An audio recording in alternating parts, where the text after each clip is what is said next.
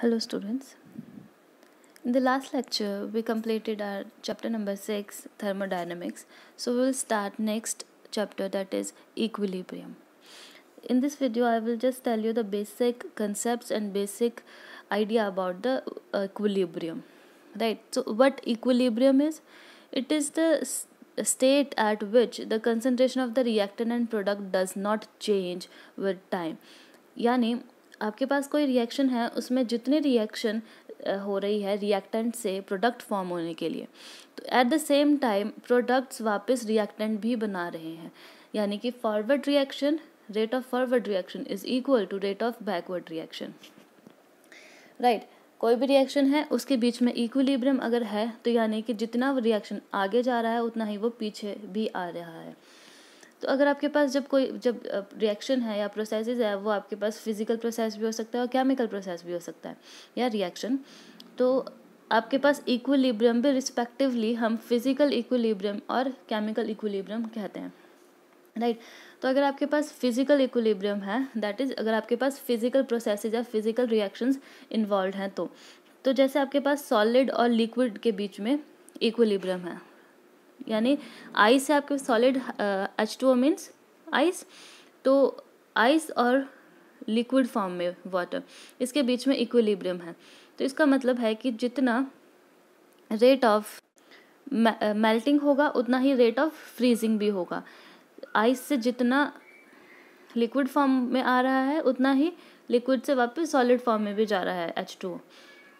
और ये reactions equilibrium आपके पास क्लोज्ड सिस्टम में ही अटेन किया जा सकता है. जैसे आपके पास एग्जांपल है लिक्विड और गैस का. वाटर जब लिक्विड फॉर्म में था और गैसेस फॉर्म में था, तो यानी कि रेट ऑफ इवेपोरेशन यानी फॉरवर्ड डायरेक्शन में जब होगा तो रेट ऑफ इवेपोरेशन होगा, एंड जब बैकवर्ड डायरेक्शन में होगा तो रेट ऑफ कंडेंसेशन होगा. अगर लिक्विड आपका water, liquid water gases form में जा रहा है, यानी कि वाटर वेपर्स फॉर्म हो रहे हैं, तो ये तभी पॉसिबल है अगर आपके पास जो सिस्टम है वो क्लोज्ड होगा. अगर आपने ओपन सिस्टम लिया तो जो आपके वाटर वेपर्स थे वो तो उड़ ही जाएंगे, वो वापस कंडेंस तो नहीं हो पाएंगे. तो कंडेंस होने के लिए उसे क्लोज्ड सिस्टम होना ज़रूरी है. So closed system is important. Right. Then you have solid to gas. जैसे जो सब्सटेंस आपके सबलाइम कर जाता है, जैसे आयोडीन है आपके पास या कैम्फर है, तो आयोडीन सॉलिड फॉर्म से वेपर फॉर्म में चली गई, तो ये rate of sublimation forward direction में और rate of condensation solidification backward direction में. राइट. अब अगर आपके पास सॉलिड को लिक्विड में डिसॉल्व किया जाए, एग्जांपल के तौर पे आप शुगर ले लो. अगर आपके पास शुगर है सॉल्यूशन में, तो अगर आप स्मॉल क्वांटिटी में शुगर लें तो वो डिसॉल्व हो जाएगी, तब आपके पास इक्विलिब्रियम नहीं आएगा. रिमेंबर, इसके केस में आपके पास सैचुरेशन ज़रूरी है. सैचुरेशन का मतलब होता है कि जब आपने कोई भी सॉल्यूट सॉल्वेंट में डाला, उसकी कंसंट्रेशन काफ़ी ज़्यादा हो गई और उसके बाद वो डिसॉल्व होना बंद हो गया. चीनी को आप पानी में डिसॉल्व करके देखना, एक पॉइंट के बाद वो डिसॉल्व होनी बंद हो जाएगी, तो that point is called saturation point. तो सैचुरेशन पॉइंट पर क्या होगा कि इक्विलिब्रियम होगा आपके पास. जो शुगर है आपके पास सॉल्यूशन में और जो शुगर आपके पास सॉलिड स्टेट में है, उनके बीच में इक्विलिब्रियम होगा. इसका मतलब ये नहीं है कि डिसॉल्व होना बंद हो गया है तो कोई रिएक्शन, कोई प्रोसेस नहीं चल रहा है.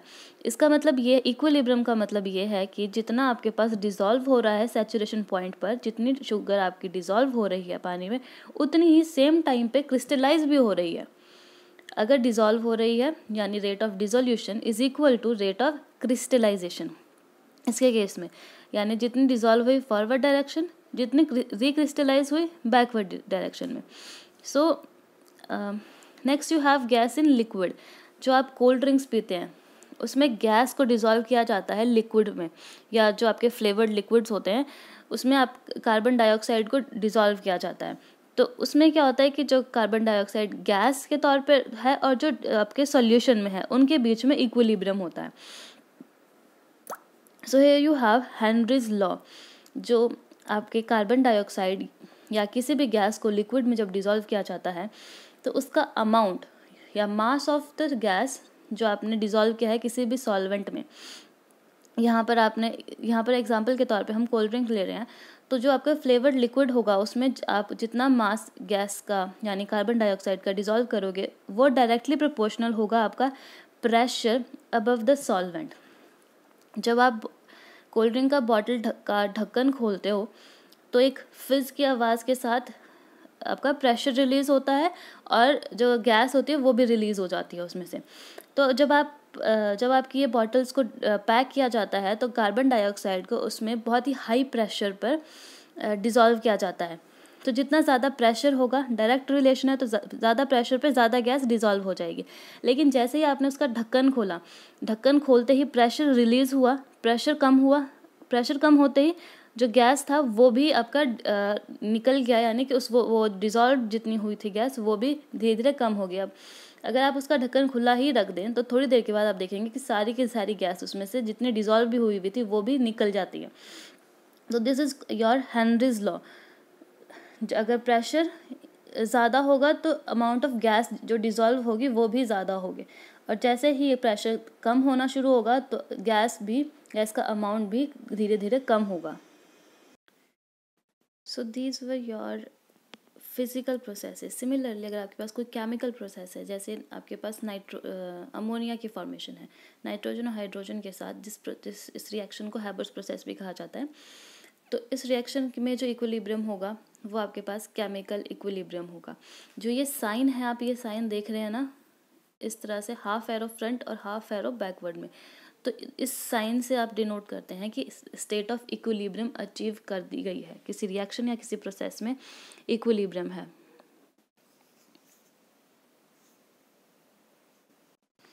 Next you have dynamic nature of equilibrium. Dynamic का मतलब होता है जो चीज़ आपके पास मोशन में है। एक टर्म आती है स्टैटिक और दूसरी होती है डायनामिक। स्टैटिक का मतलब है जो फिक्स्ड हो, जो स्टेशनरी हो, या मतलब कोई चीज़ जो रुकी हुई हो। डायनामिक जो कोई चीज़ मोशन में हो, राइट। तो अगर आपके पास हम एग्जांपल ले रहे हैं यही सेम अमोनिया की फॉर्मेशन, तो इसमें आप देखते हैं कि डाइनाइट्रोजन और 3 मोल्स ऑफ डाइहाइड्रोजन हमने लिया। जब आप एक ग्राफ ड्रॉ करेंगे टाइम और मोलर कंसंट्रेशन के बीच में, तो कंसंट्रेशन ऑफ हाइड्रोजन इनिशियली तो डिक्रीज हुई। जब रिएक्शन शुरू हुई तो हाइड्रोजन की कंसंट्रेशन हमने यहाँ ऊपर इसलिए ली है, हायर मोलर कंसंट्रेशन का एक्सेस है ये, क्योंकि हाइड्रोजन के 3 मोल यूज़ हुआ, नाइट्रोजन का 1, तो यानी इसकी कंसंट्रेशन नाइट्रोजन के कंपैरिजन में ज़्यादा, इसलिए हाइड्रोजन का कर्व ऊपर से शुरू हुआ है। सो यू हैव जब रिएक्शन फॉरवर्ड डायरेक्शन में थी, यू हैव दिस कर्व जो इनिशियली डिक्रीज हुआ, राइट, इस पॉइंट तक डिक्रीज हुआ, उसके बाद ये कांस्टेंट स्ट्रेट लाइन आ गया। सिमिलरली नाइट्रोजन के केस में कर्व पहले डिक्रीज हुआ और उसके बाद वो कांस्टेंट बन गया। ये फॉरवर्ड डायरेक्शन में रिएक्टेंट्स डिक्रीज हुए और सेम टाइम पर आपका प्रोडक्ट फॉर्मेशन हुआ, अमोनिया फॉर्म हुआ, तो इसका कंसंट्रेशन आपकी इंक्रीज होने लगी, बट एक पॉइंट के बाद ये भी कांस्टेंट हो गया।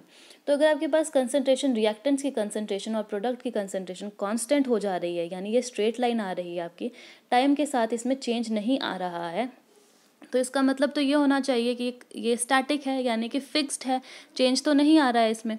रिएक्शन जो आपकी हो रही है उसमें जब कंसंट्रेशन चेंज ही नहीं हो रही तो वो डायनेमिक कैसे हो सकती है, राइट।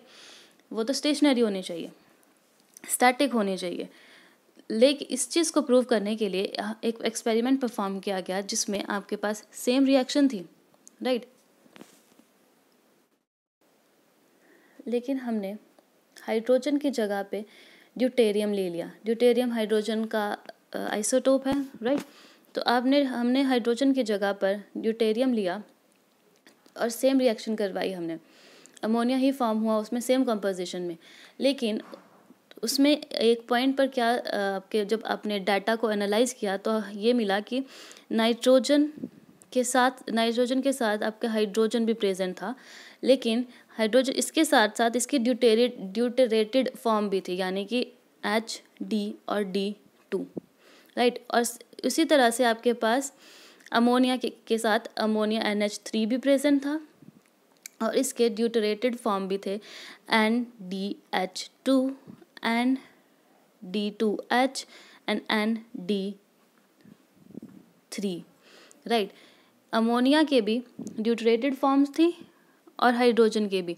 तो यानी कि जब आपने इस रिएक्शन में हाइड्रोजन की जगह ड्यूटेरियम लिया, यानी आइसोटोप ऑफ हाइड्रोजन, तो अगर ये रिएक्शन रुकी हुई होती तो आपके पास ये फॉर्म्स ना आती, लेकिन आपके पास ये सभी फॉर्म्स एग्जिस्ट कर रही थी। यानी कि जो रिएक्शन आपके पास चल रही थी वो फॉरवर्ड डायरेक्शन में भी चल रही थी और बैकवर्ड डायरेक्शन में भी चल रही थी जब इक्विलिब्रियम अचीव हो गया था उसके बाद। यानी forward and backward reaction continue even after the equilibrium is attend और रीच्ड। तो इक्विलिब्रियम के जो आपके पास आ गया, इक्विलिब्रियम अटेन कर लिया किसी प्रोसेस ने, तो उस वक्त जितनी रिएक्शन फॉरवर्ड डायरेक्शन में हो रही है उतनी ही रिएक्शन बैकवर्ड डायरेक्शन में भी हो रही है। तो यानी रिएक्शन तो हो रही है, बेशक कंसंट्रेशन में चेंज नहीं आ रहा है, इस ग्राफ के अकॉर्डिंग कंसंट्रेशन में चेंज नहीं आ रहा है, लेकिन रिएक्शन फिर भी हो रही है। वो जितनी फॉरवर्ड डायरेक्शन में है उतनी ही बैकवर्ड डायरेक्शन में है। तो इसलिए रिएक्शन हो रही है तो it is in dynamic state, या फिर उसका नेचर डायनामिक है, स्टैटिक नहीं है। This is very important characteristic of equilibrium. इसके साथ साथ और भी कैरेक्टरिस्टिक्स और प्रॉपर्टीज़ हैं इक्विलिब्रियम के, जैसे कि equilibrium is attend only if the system is closed, और इक्विलिब्रियम दोनों ईदर डायरेक्शन से आप अचीव कर सकते हैं। ज़रूरी नहीं है कि रिएक्शन इस तरफ से इस तरफ ही होगी, यानी कि आप नाइट्रोजन और हाइड्रोजन लेंगे और फिर अमोनिया ही फॉर्म होगा। आप इसे इस डायरेक्शन से भी ले सकते हैं, अमोनिया से या नाइट्रोजन हाइड्रोजन की फॉर्मेशन। तो यानी कि इक्विलिब्रियम दोनों डायरेक्शन से अचीव किया जा सकता है, चाहे वो फॉरवर्ड डायरेक्शन से लें या बैकवर्ड डायरेक्शन से लें। ऐसी और भी इसके कैरेक्टरिस्टिक्स हैं, एंड राइट देम डाउन, पर सारा कुछ मत लिख देना। I have already told you, सारे चीज़ें कॉपी मत करा करो बुक में से, जो इंपॉर्टेंट चीज़ें हैं वही सिर्फ नोट डाउन करो, right. If you have any queries related to this equilibrium you may ask.